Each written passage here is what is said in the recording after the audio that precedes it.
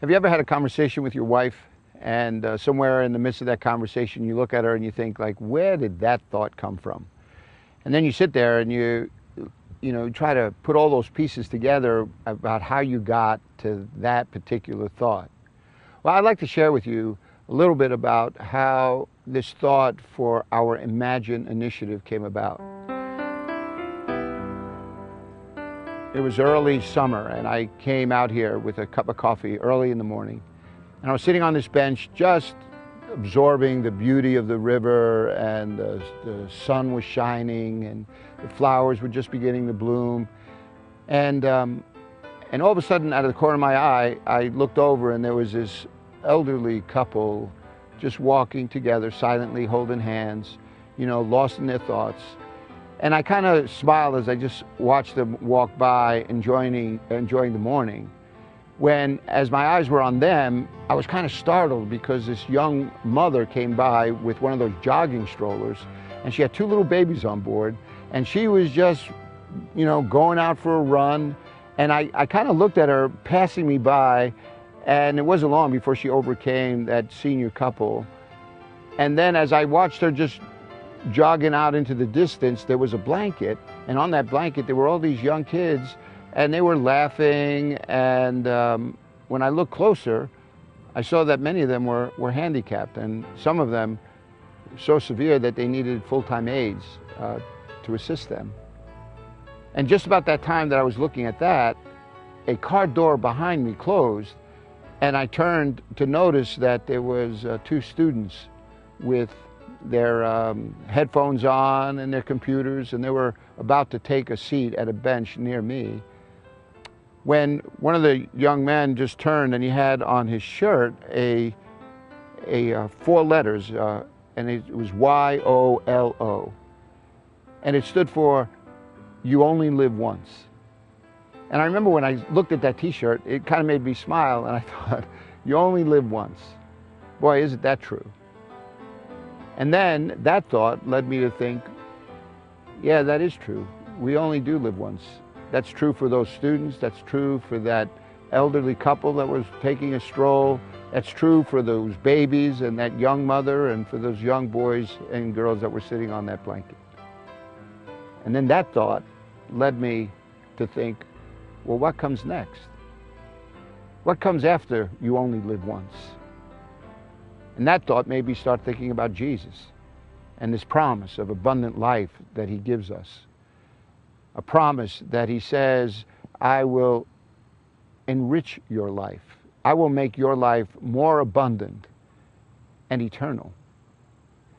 And then that thought led me to think, how would that understanding, how could that come alongside those people that I saw today? And I started thinking about that senior couple, and I said, imagine if they really held on to the thought of Psalm 23, where it says, surely goodness and mercy shall follow me all the days of my life, and I will dwell in the house of the Lord forever. I started to think about those young students, I'm sure filled with all kinds of ambitions. What if the Spirit of God was so empowering them that the fruit of the Spirit that's promised to us in the book of Galatians was a part of their everyday life, so that they experienced that love, joy, peace, patience, gentleness, goodness, faithfulness, kindness, self-control.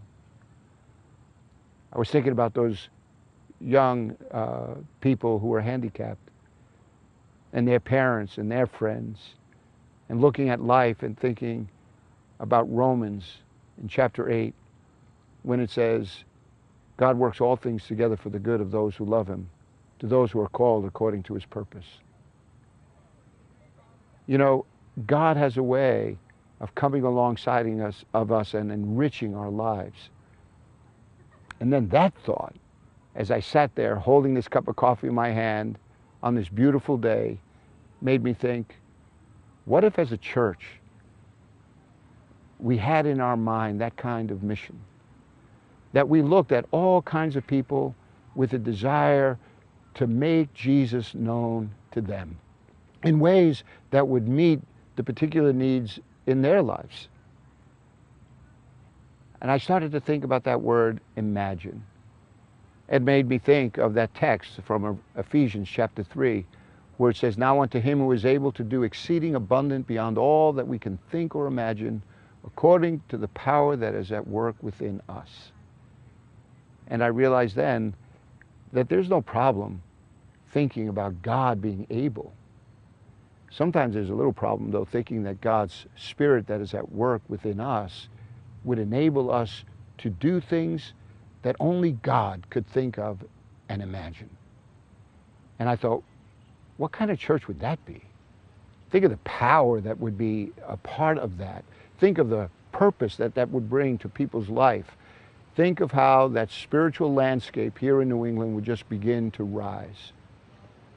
And so I thought about this Imagine initiative of coming back to the congregation and asking them to just imagine with me what we could do to just be the kind of church that would come alongside our neighbor and demonstrate to them the love of Jesus, which has led us to today, where I'm extending to you an invitation to come alongside and just dream this dream, to imagine what God, who is able, could do through a people who are willing.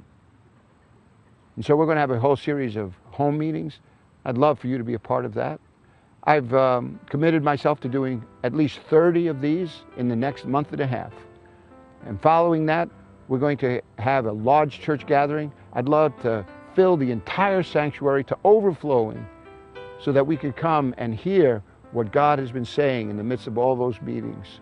Because ultimately, what is going to be needed is for us to just come together, to make some decisions, to design some solutions, and then for all of us to take some ownership so that we can see this realized. So I'm inviting you to be a part of this Imagine initiative.